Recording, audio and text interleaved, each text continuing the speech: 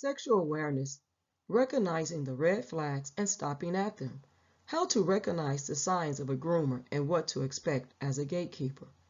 98% of child sexual abuse cases are factual, even if the child recants their story. 1 in 3 sexual assault peer cases. But the behavior needs to be redirected. Be prepared to believe the child. Abusers groom the gatekeeper. The abuser grooms the gatekeeper with their charismatic charm and personality. You might hear, "Not him, he would never do that," or "She's too nice of a person," or "I have never seen him or her do anything suspicious to a child or someone else." See, a lot of times the groomer comes in and he has a charismatic personality, he's friendly, he's kind, and he wins the trust of the gatekeepers. And so the gatekeepers let their guards down, not ever thinking that this particular person is a groomer. And the groomer or abuser relies on the breakdown of communication or the breakdown between supervisors and employees, or even employees versus other employees. They want to gain access to the child by gaining the trust of the gatekeeper. Once the groomer gains trust of the gatekeeper, that's when he gains access to the child. And then he starts to work on gaining trust of the child. And usually when a child is abused, or they are being abused, and they want to tell someone about it, the groomer will swear the victim to secrecy. They will make threats to the child, and they will tell the child, "No one will believe you. No one cares about you but me. Haven't I showed you that I love you or care about you by buying you gifts and food?" The child starts to feel guilty and shame. They tend to think thoughts and make references that something is flawed in them. And this is a common feeling within victims. And then the child or victim feels they are responsible for the actions of the abuser. Although the child is not responsible for the actions of the abuser, but they tend to feel responsible. But you know what? That's the most dangerous lie to believe about yourself, that you are responsible for the behaviors of a predator or a groomer or an abuser. Then there's the peer-to-peer abuse. Behaviors are learned from an adult and are practiced. The older child or peer cannot or will not leave the younger child alone. The older child is physically aggressive towards the younger child. There is an imbalance of power. The older child doesn't respond to social cues of the concern or the behavior. They also don't accept boundaries. And they cannot stop the sexualized behaviors. And they also prefer the company of younger children, usually 3 years or more. And then there's the maltreatment. Touching a child in a way that makes the child feel confused, unsafe, or uncomfortable is a form of maltreatment. Physical or emotional abuse, harm to a child, neglect, withholding food, water, medical care, threats to physical or emotional health of a child. And we have to ask the question, does it harm the child? Bullying is misconduct. You have to exercise your judgment. Understand forms of conduct and remove from programming. Discharge, report our obligation to report. Physical conduct that is natural, or physical misconduct engages to intend injury, contact or non-contact. Emotional misconduct, a pattern or deliberate to cause psychotic harm or psychological harm to a child, verbally attacking the child. Physical component that are meant to intimidate or scare a child, denying of attention or ignoring or excluding the child. Bullying, intentionally and repeated pattern of persistent behavior, hazing, humiliation, unwelcoming, or even alcohol use or sexual acts can be involved. Harassment is intended to cause fear or cause annoyance. And there's physical and mental harassment as well. There are warning signs of abuse. The child doesn't want to be alone with another child. The child doesn't want to participate in activities they used to enjoy but no longer enjoy. It can start with bullying or behavior physically intimidating. We need to address the risk and warning signs, aggressor or non-aggressor. Higher risk or pure sexual abuse.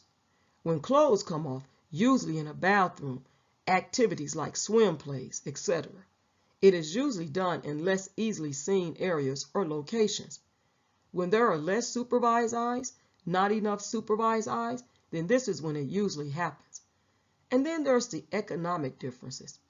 Intellectual developmental disability, or socially not at the top of the food chain. But there also are risk reduction and prevention. Empowered ally. Watch for common grooming behaviors. Gift giving. Are they giving gifts to one specific child and making that one child feel special?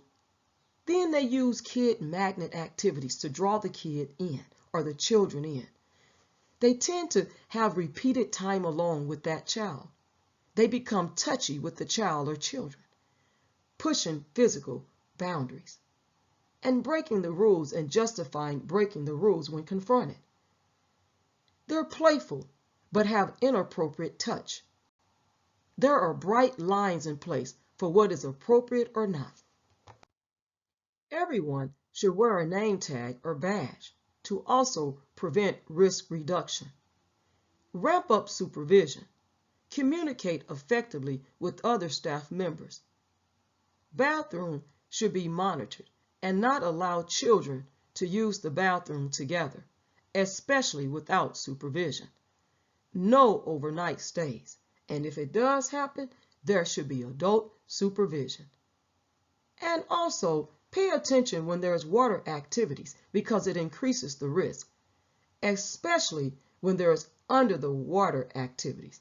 Make sure you are aware and pay attention. And then have adequate supervision, the right number of trained adults. And discourage secrecy. Promote open lines of communication and transparency. When or if a child reports, steps to take. Take care and comply to legal reporting requirements and guidelines. Listen and respond calmly. Be sensitive to vague or partial disclosures. Ask open-ended questions. Don't ask shaming questions. Report to supervisor immediately, and then report to authorities when appropriately. There should be no secrets. And if the child says something like they want to keep a secret or can you keep a secret, tell the child, say something like this: I cannot keep secrets.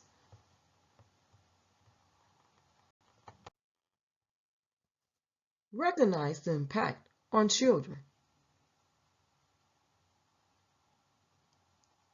Identify but not obvious or long-term or short-term impact. Recognize the impact of short-term, poor self-care, bedwetting, new behavior, weight change, fears, phobias, self-mutilation, or cutting.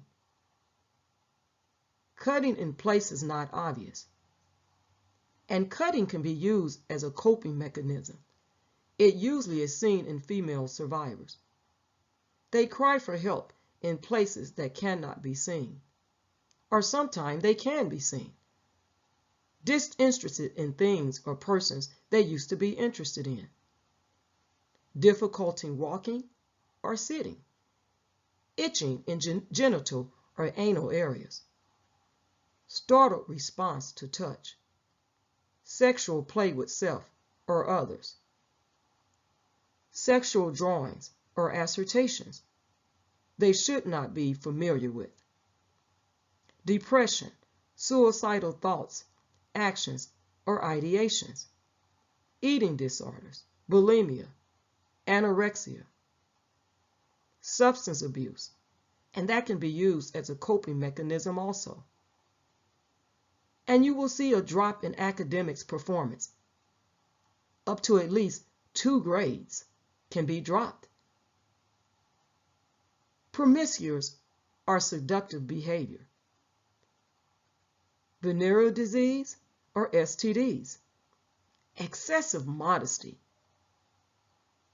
prostitution in male or female, and that usually results from being sexually abused.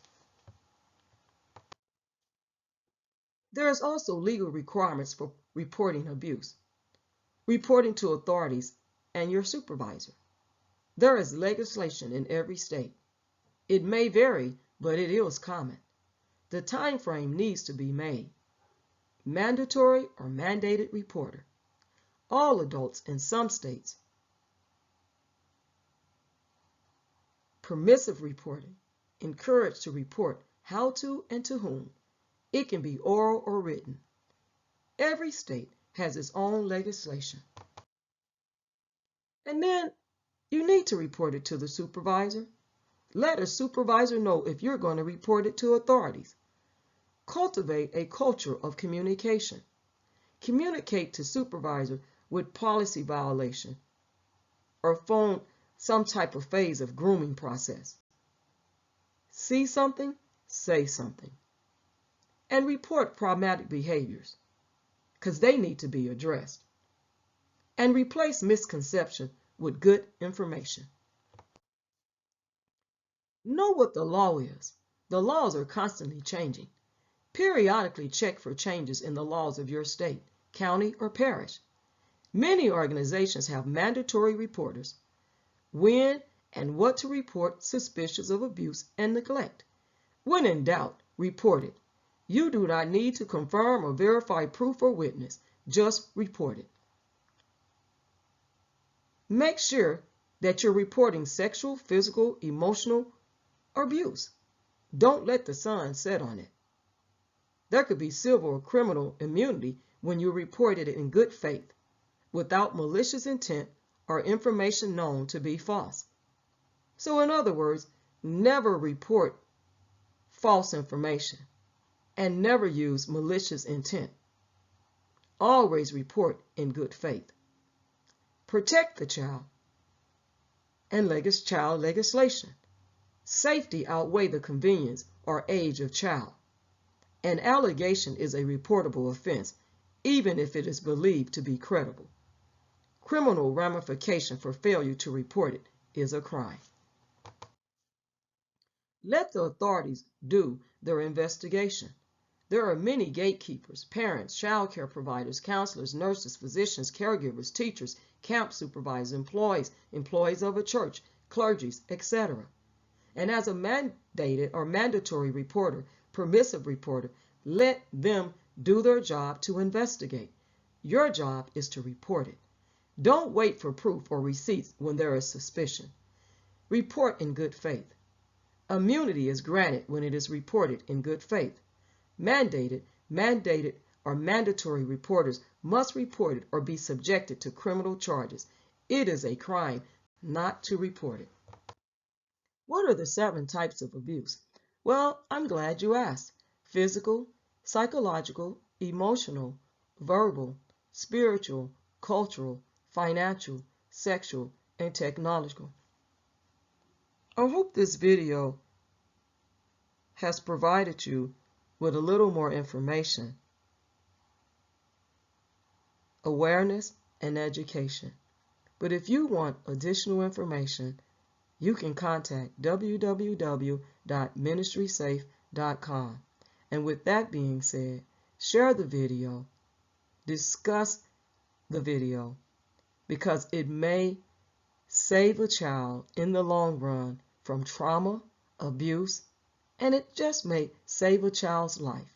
We have to recognize and identify the red flags. Protect the children. God bless you all.